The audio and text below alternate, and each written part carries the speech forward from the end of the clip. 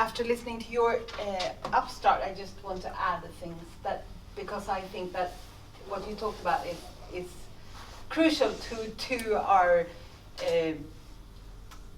way to having a full life ahead of us.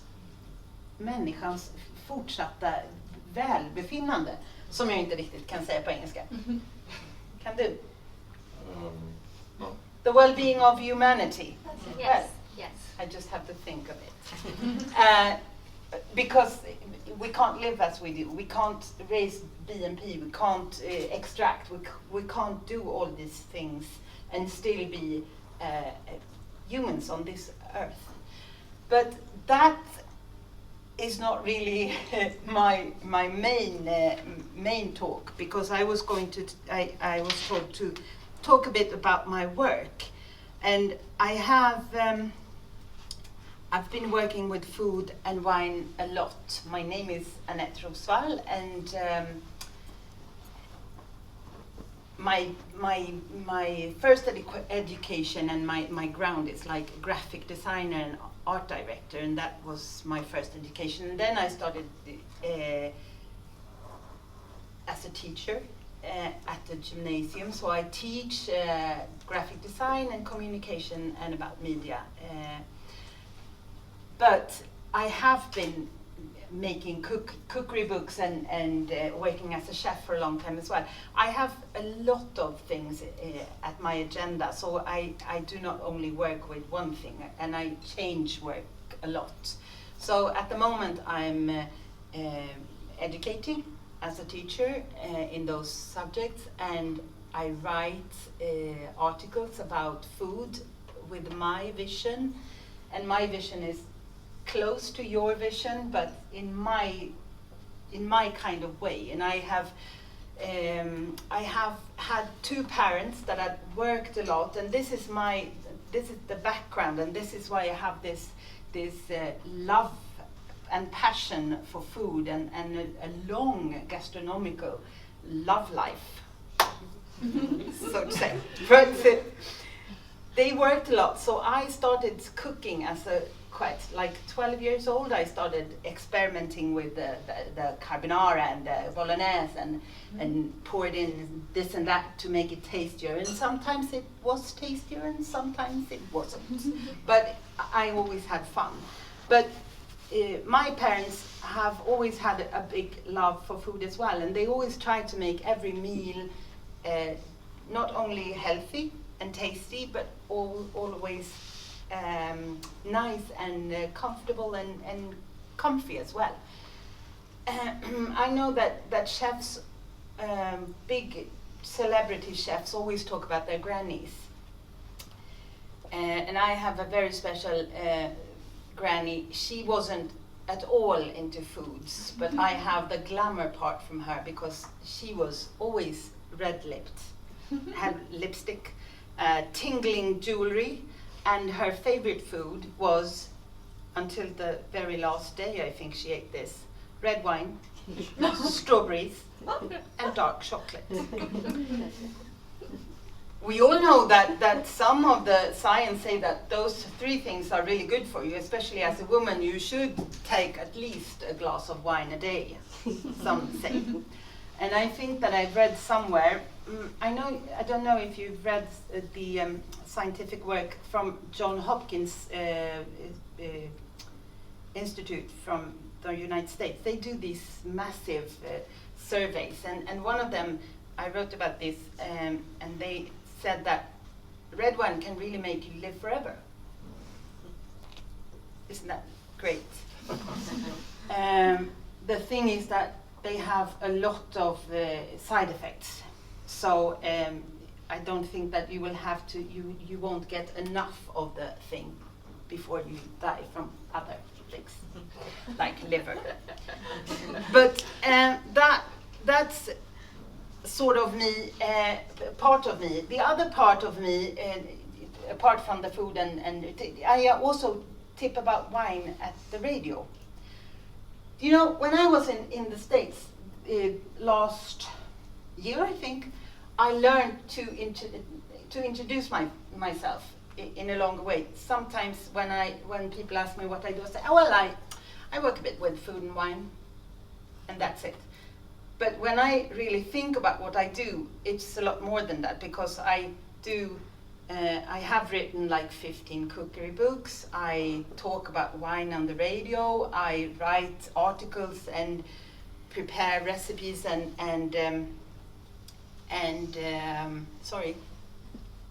like that. I prepare recipes and take photos of food, so that are published in magazines and papers. So I do a lot, but that's just one of my bones, or one of the parts of my life. The other part is like I'm a teacher, and then I have a third part of my life.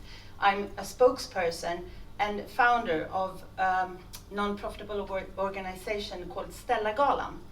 And Stella Galan works with women in the gastronomy, and started due to the fact that we thought that women were not praised enough. Every time you read about a great big chef, it was a man. Every time anyone got a prize for doing something magnificent, it was a man. So we thought we could just stand here and whine, or we do something about it, and we did. So like it was in November 2016, we started this organization, and the first gala, we had the first gala in January, a year later, 2018, and that was an impact. We started by pumping out the jury groups, and someone at the end, August Nyheter, said, "Oh God, how are I going to find anyone to praise, because all the good ones are in the jurors?" But that was not the fact. We had great jury groups, and then we found these 9 nominees, and ever since that we've had these gala, and now we're heading towards our third. And the first one was, as I said, a big impact, and we had girls or women all over, from the owner of the restaurant to the guard at the door. Everyone were women, and that's not really very common in a restaurant. There are usually a lot of different people, but there were only women. And it was like, you know, you say in English or in Swedish that håren reste sig på armarna. What do you say? Goosebumps. We had all goosebumps all over, and I started to cry because I'm a bit emotional. But it was such a magnificent event, and then we continued. But the thing is, we said to ourselves, when we're not needed anymore, when the world is equal, or our world, the world of the gastronomy is equal, we don't need to be here anymore. So we're walking towards that goal, and I would like to say that sustainability and equality is equally important, because if you're not equal, you're not sustainable. A group of people work like crazy, and then another group can't have work in that place, so it's not good. But the other thing that I want to say, I just want to show some pictures. This is a picture from the first gala held at I was very happy at the time, held at Gondolen. We were at Gondolen, you know, up at Slussen, and a bunch, I think we were 250 women, all happy, crazy. Those are my web media, and these are the very proud group of women that started this event. We're not as many today, but we are 8 really, really talented women that work our asses off for this event. The categories, I want to show you the categories.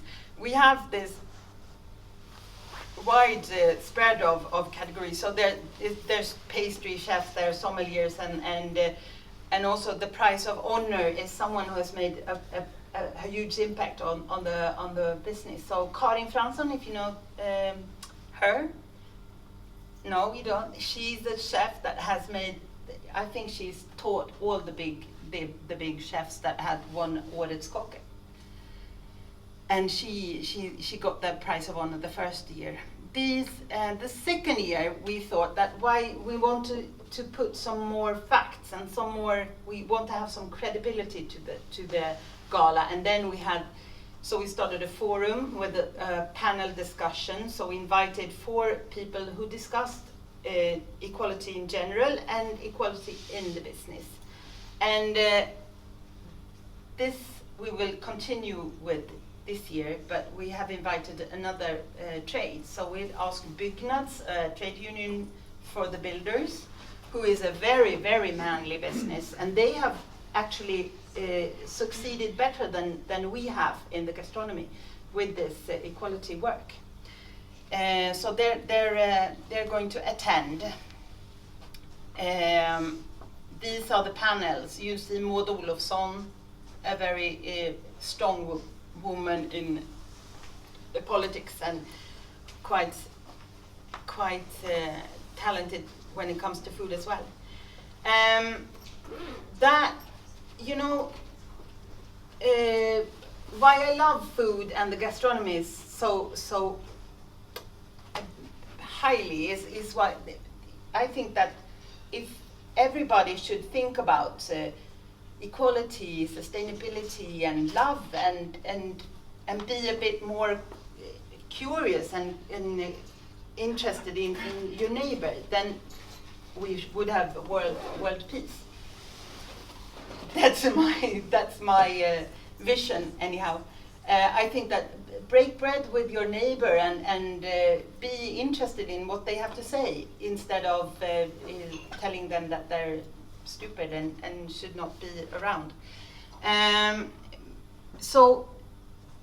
But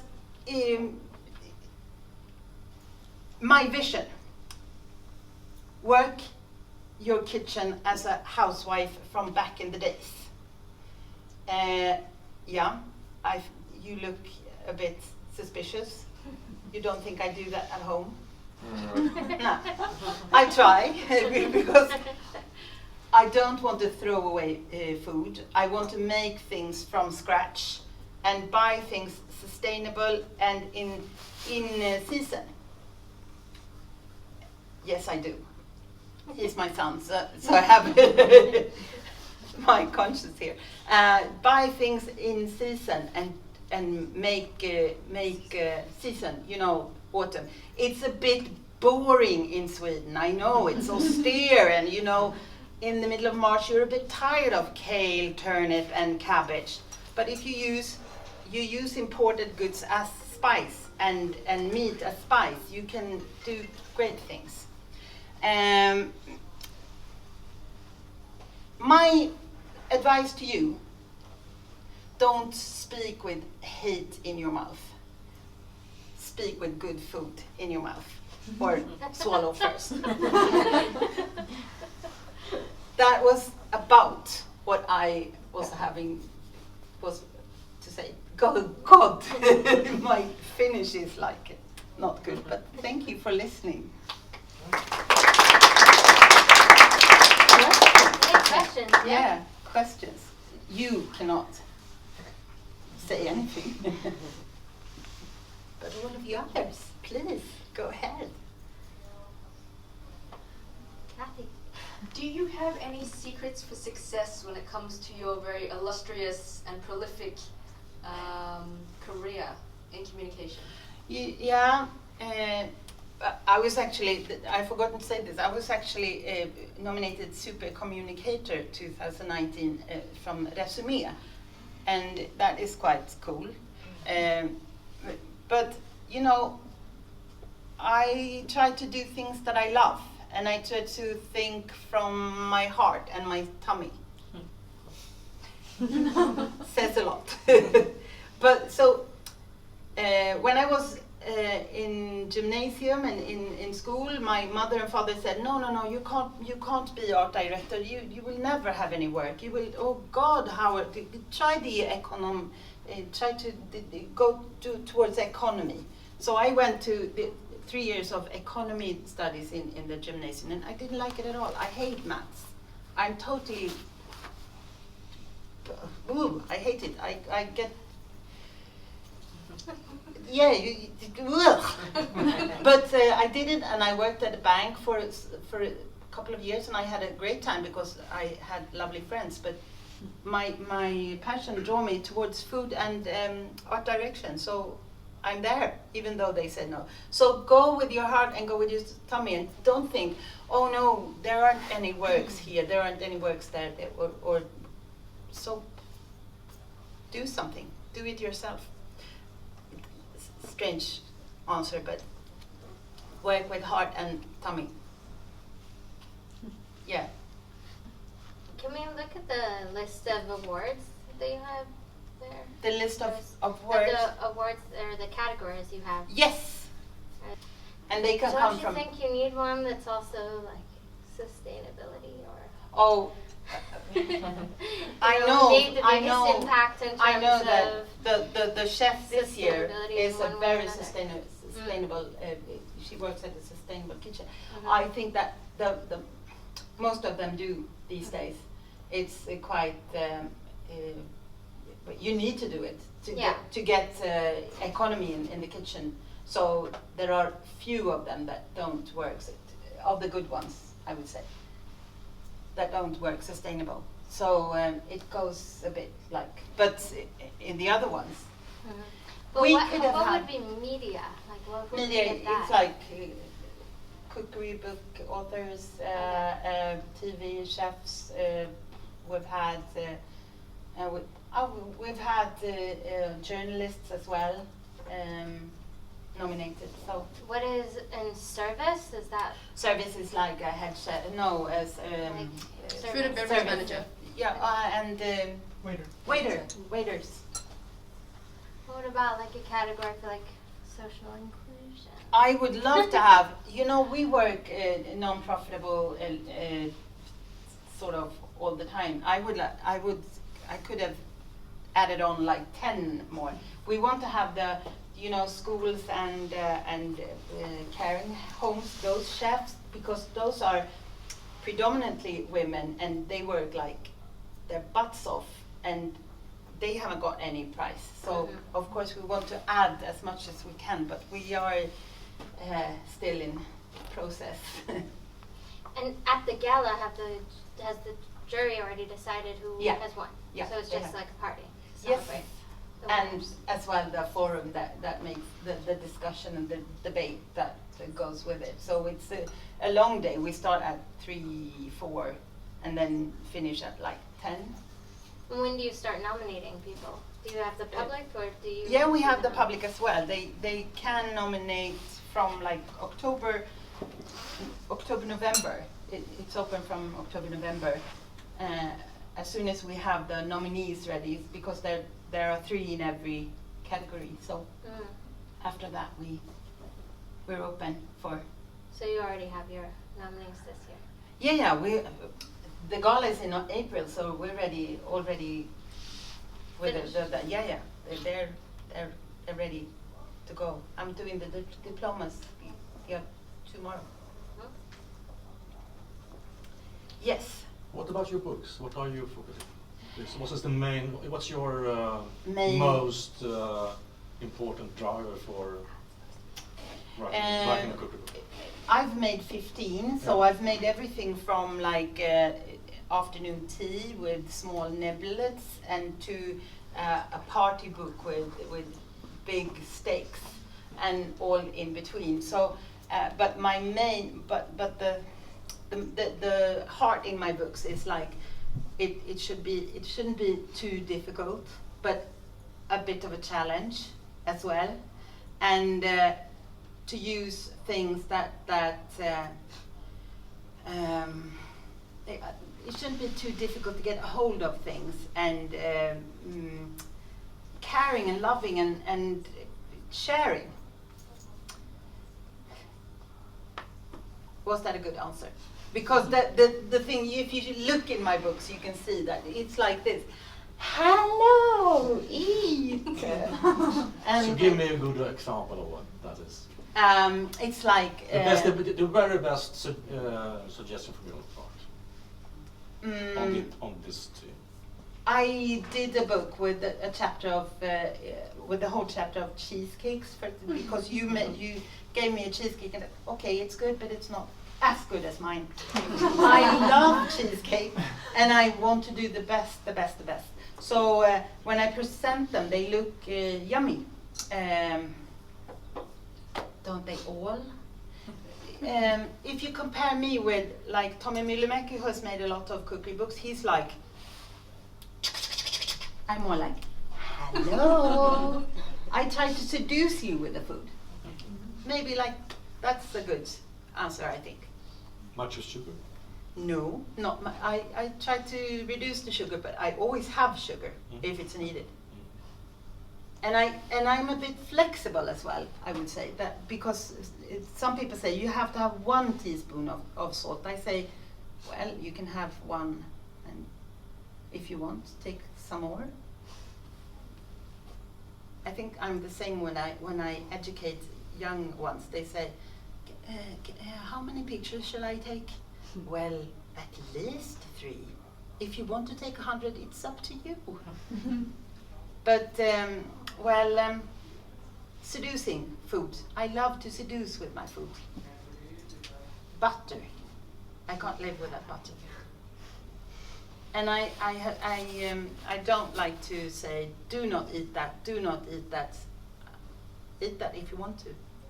But always find out if there's a good alternative. And how do you relate to all of those strong trends? I don't like trends. I don't like trends. A good question, because that was actually a sentence that I forgot to mention. I think that trends are a bit for the worrying kind. Oh God, I need to eat quinoa because it's good for me. Oh no, I need to eat avocado. Oh no, I need to eat rice, because there's always someone behind that wants you to eat quinoa, or wants you to eat avocado, or don't want you to eat meat, or do want you to eat soybeans. You need, as a consumer, you need really to be thinking, who's behind that?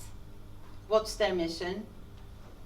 Is there another alternative that is better? And what is that? Because nowadays, people eat quinoa and chickpeas. And there are chickpeas that are grown in Sweden that are absolutely brilliant. And then there is this groat. I don't know if there's a Swedish name for it, but if you use groat instead of all the imported beans, you could lower the impact on society, like with a lot of %. So I don't have any numbers, but you need to be on top of things. What kind of approach do you take when you communicate sustainability issues?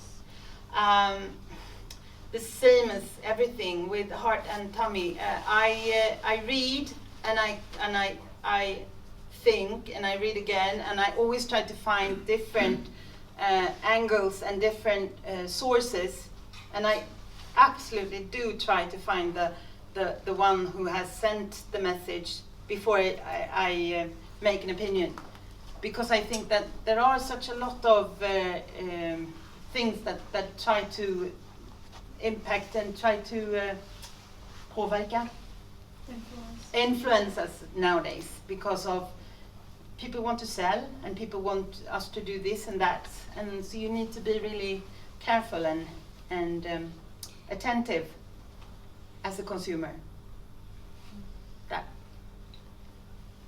Yeah. So what would you say to people who, to encourage them to spend more time in the kitchen? Oh,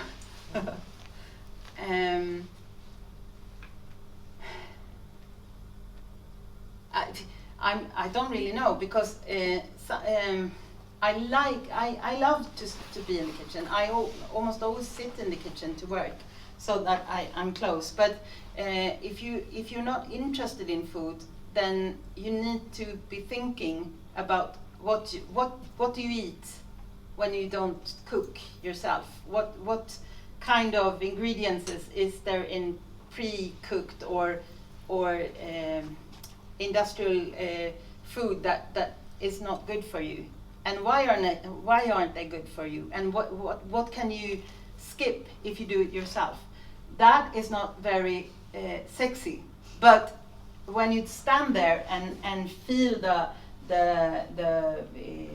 beans and the steak or the chicken or whatever, and you know that this produce has been happy growing or living, and then you can do something really good about it. That's love for me. I love it. So I'm not really the right person to encourage you, because I can't think a life without being in the kitchen. When I'm in Skåne, I live with a Dane, and he loves to cook as well. And when I'm at his house, I lie in the sofa and I look at him when he cooks, and it's brilliant. It's so nice. And then I can taste a bit of sauce, and then he and I just lie there and we talk, and it's a lovely way of living. And then you get the good food.